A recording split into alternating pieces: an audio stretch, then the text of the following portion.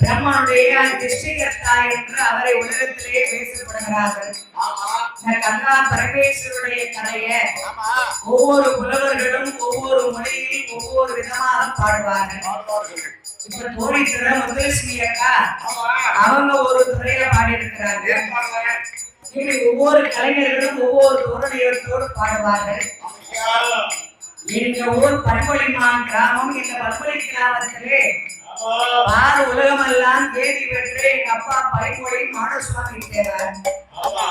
அண்ணார் இந்த கங்கா பரமேஸ்வருடைய திருக்கதையை கர்த்தனுடைய பிரிவில் தான் தெரிவு செய்திருக்கிறார். தாமர குளத்தில் போய் கர்த்தனம் தாராவல் என்று அமர்ந்ததாலையும் சத்திய மகளாக அடைய வேண்டும் என்று மனதிலே நினைத்ததுனாலையும் இவர் கங்கையிலே வந்து அவதாரம் செய்ததுனால்தான் இவருக்கு கங்கா பரமேஸ்வரி என்ற ஒரு பெயர். அதுதான் இவர் குளத்தங்கரை அருகாமையிலே கங்கை மூலமாக இருக்கும் முகமாகவே அமர்ந்திருக்கின்றார். பரமேஸ்வரி தாய். அதனால ஒவ்வொரு புலவர்களும் ஒவ்வொரு விதமாக பாடினாலும் மேலாட்டு வெளியில் பாடக்கூடியது கர்த்தனுடைய பிறவிலதான் அம்மா கங்கா பரமேஸ்வருடைய பெயர். இந்த கங்கா பரமேஸ்வரி அதுல பிறந்தாத்தான் இந்த நந்தி அவளுக்கு முன்னாலே இருக்கும். இவர் கங்கையில பிறக்கலன்னா தற்களுக்கு மகளாக பிறக்கலைன்னா இந்த நந்தி பகவான் தேவை கிடையாது. எத்தனையோ கங்கா பரமேஸ்வரி, அங்கார பரமேஸ்வரி, உலகமாதா இப்படி சொல்லக்கூடிய இடத்துல எல்லாம் பாருங்க சட்டைக்கு முன்னால சிவன் காட்சி கொடுத்துட்டு எப்பவும் இருப்பாரு.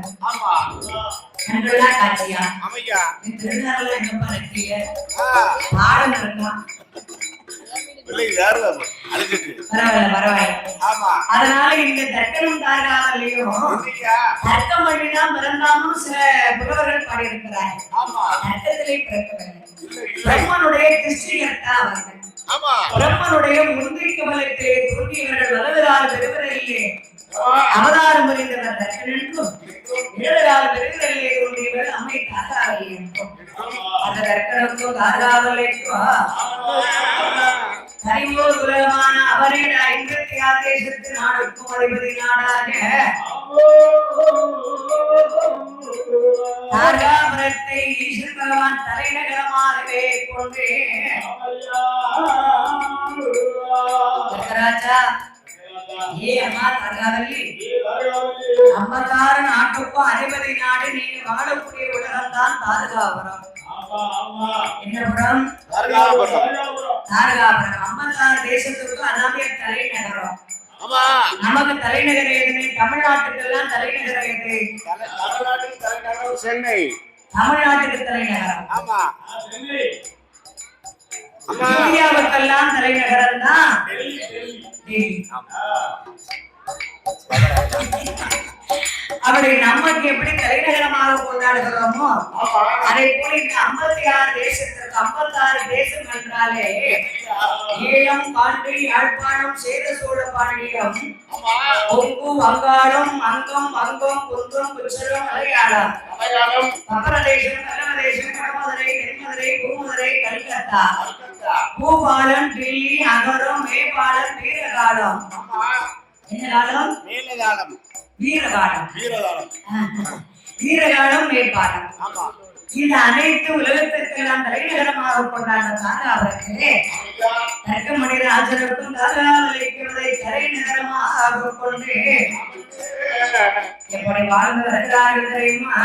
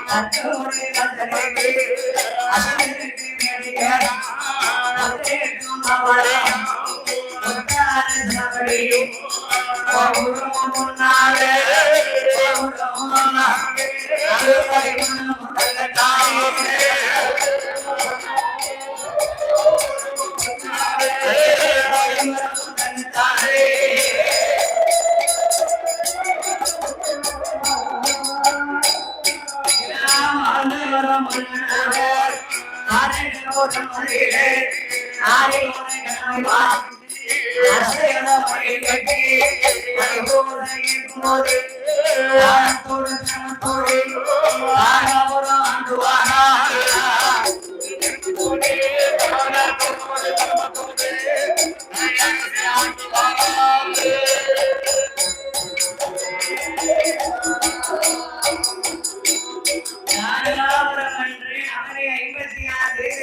அதிபதி நாடென்று மக்களாட்சியாக மக்களாக தேர்ந்தெடுக்கப்பட்ட மன்னன் தான் தர்க்கராட்ச மன்னன்.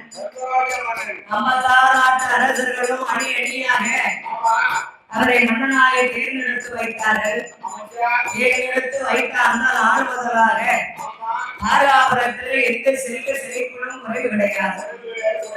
ஏழருக்கு மாடருக்கு ஏராளமா சொத்து இருக்கு.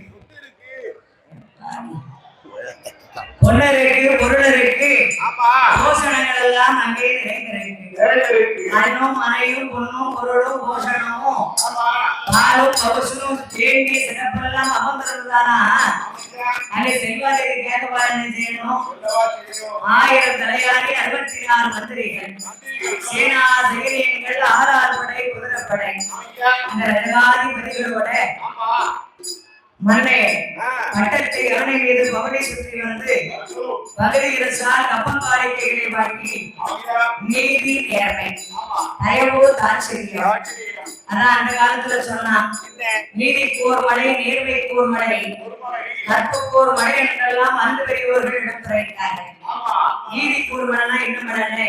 நீதிக்கு ஒரு மழைனா நம்ம ராஜா மந்திரிகள்லாம் ஒரு தீர்ப்பு சொல்றாங்க அப்படின்னா கரெக்டாக வழக்கு பேசுவாங்க. நீதி தவறாம எந்த மன்னை உலகத்தை ஆண்டாரோ நீதி தவறாம மன்னனுக்கு ஒரு மழை பேசுறது.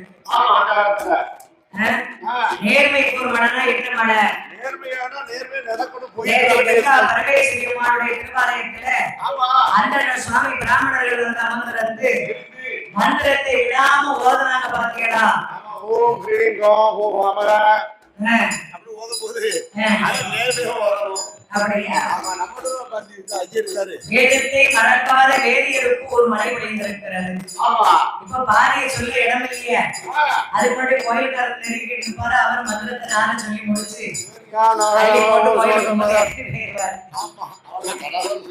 முடிச்சிருக்காங்கல்ல.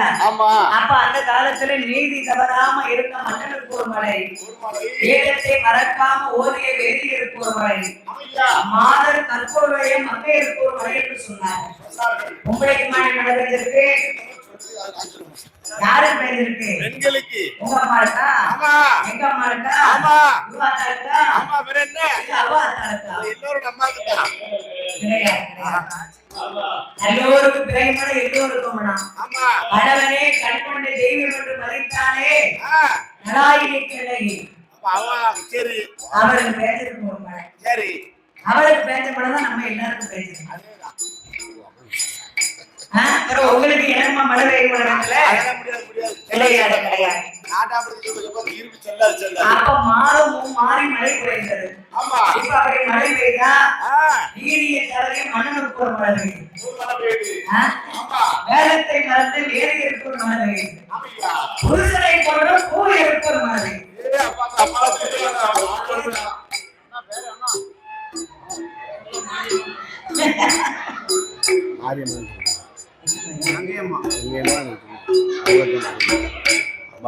அதனால அந்த நாரகாவரத்திலே நற்கணும் நாரகாவலையும் நீதியோடும் நேர்மையோடும் கடமையோடும் கண்ணியத்தோடும் கட்டுப்பாடோடும் ஒரு மனிதனா பிறந்தா மாத்திரம் போதாது, கடமை வேணும், கண்ணியம் வேணும், அவருக்கு கட்டுப்பாடு இருக்கணும். எதுல வேணாலும் கட்டுப்பாடு இருக்கணும். சாப்பாடுல மாத்திரம் கிடையாது, தண்ணியில மாத்திரம் கிடையாது, கடையில போய் டீ குடிக்கிறதுல மாத்திரம் கிடையாது. எனவே ஒரு டீயை குடிச்சிட்டு குடிச்சது மாதிரி இன்னொரு டீ கொடுங்கண்ணே. நீங்க போட்ட டீல சூடே இல்லை. நிறைய தேவைப்படுது, காரணம் சூடு இல்ல. அப்படின்னு சொல்றாங்க இல்லையா? அப்ப எது சாப்பிட்டாலும் அளவோட சாப்பிடணும். அளவுக்கு வேணும்னா என்ன ஆகும்? அமிர்தமும் நஞ்சாயிப்போம். மனிதனுக்கு கடமை இருக்கணும், கண்ணியம் இருக்கணும், கட்டுப்பாடு உடம்புல இருக்கணும். அப்படியெல்லாம் இருந்தா தானே வாழ முடியும். அதை போல கர்த்தமடி ராஜ மன்னன் 1000 தலையாரி 64 மந்திரிகளை கொண்டு சேனா சைனியங்கள் ஆளால் படை குதிரை படை ரதகாதிபதிகளோடு எப்படி வாழ்ந்து வருகிறார் தெரியுமா?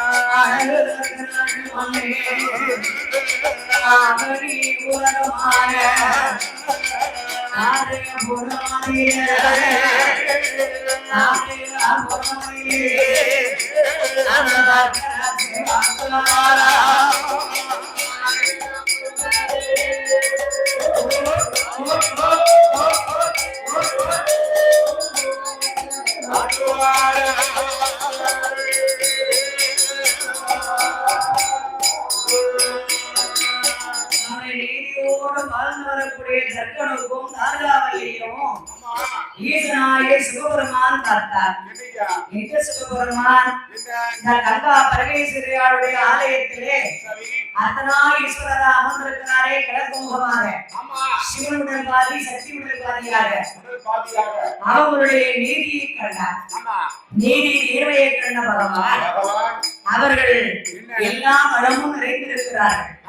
அவர்களுக்கு குழந்தை பாக்கியம் கொடுக்க வேண்டும் என்று வானுலக பெண்களை பகவான் வரவழைத்தார். அர்த்தநாரீஸ்வரர் வானுலக பெண்களை வரவழைத்து அம்மா வானுலக பெண்களே பூலோகமன்னும் தரணி தாரகாபுரம் அவனுக்கு 56 தேசத்திற்கு அதிபதி நாடாக வாழ்ந்து கொண்டிருக்கிறார்கள். எப்படி இருக்கிறாங்க? அதிபதி நாடாக வாழ்ந்து கொண்டிருக்கிறார். தலைநகரம் தாராபுரம் என்று வைத்திருக்கிறார்கள். அவர்கள் இருவேரும் கடமை கண்ணியம் கட்டுப்பாடு நீதி நேர்மை தயவு ஆச்சரியத்தோட வாழ்ந்து வராங்க. அவர்களுடைய கோட்டையில நீங்க 27 பேரும் 27 கார்த்திகை பெண்களாகவே போய் அவதாரம் செய்ய வேண்டும் என்று ஆண்டவன் ஆகிவிட்டார். சிவபெருமான் வாக்களிக்க வானுலகத்திலே வருகின்ற 27 நட்சத்திரங்களும் அந்த 27 நட்சத்திரங்களும் ஒவ்வொரு நட்சத்திரத்தினுடைய பேரை சொல்லி பார்ப்போம்.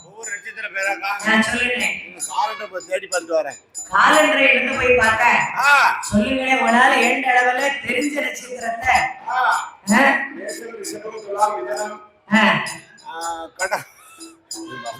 கார்த்திகை, ரோஹிணி, புனர்பூசம், பூரம், ஆயில்யம், அனுசம், கும்பம், கேட்டை, சித்திரை, விசாகம், திருவோணம். திருவோணம் கோரிப்பட்ட பக்தர்கள் 7 மணிக்கு கோவிலுக்கு வெளியே போறாங்க.